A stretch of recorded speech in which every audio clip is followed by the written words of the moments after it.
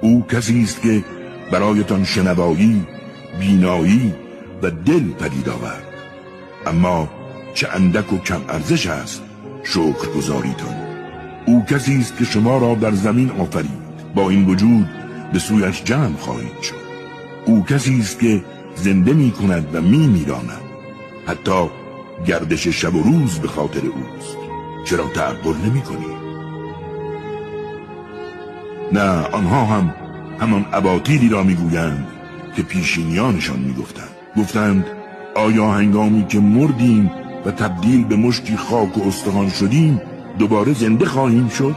پیش از این نیز به ما و پدرانمان چنین وعده‌هایی دادند. این حرفها فقط افسانه‌های پیشینیان است.